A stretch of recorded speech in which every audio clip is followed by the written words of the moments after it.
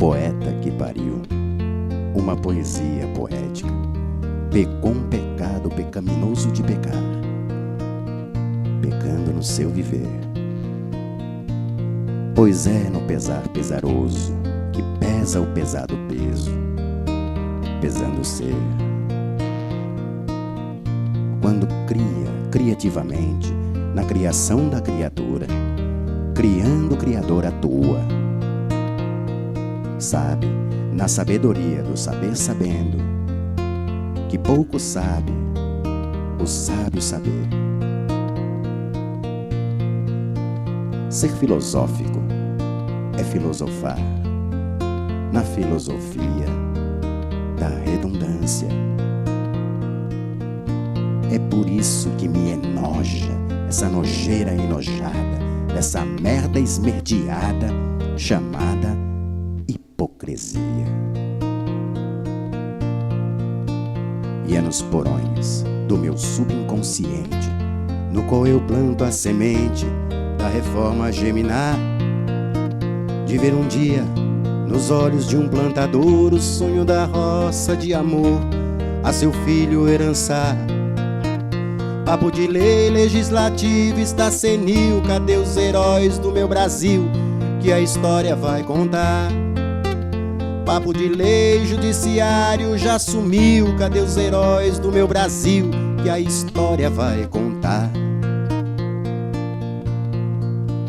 Papo de lei executivo já faliu, cadê os heróis do meu Brasil que a história vai contar? Os governantes são verdadeiros alcaides no mundo, a fome e a doença que mata mais que a AIDS. Os governantes são verdadeiros alcaides no mundo, a fome e a doença que mata mais que a AIDS. Sou brasileiro vendido na cobiça, não quero lei, quero justiça pra minha vida resolver. Sou brasileiro e vivo na ansiedade de um dia ser verdade, honestidade no poder. Terra, chega de buzuzu, de trololó, teretetê. Terra, chega de buzuzu, de trololó, teretetê. Meu jogo não é poker, é futebol, mas eu pago pra ver. Meu jogo não é poker, é futebol, mas eu pago pra ver. Terra, sou brasileiro, descendente de estrangeiro que a mãe pátria adotou.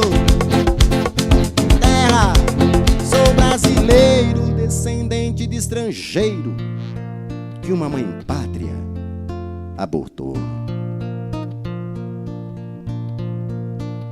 E é por isso que eu digo que é nos porões do meu subconsciente no qual eu planto a semente da reforma geminar, de ver um dia nos olhos de um plantador o sonho da roça de amor a seu filho herançar.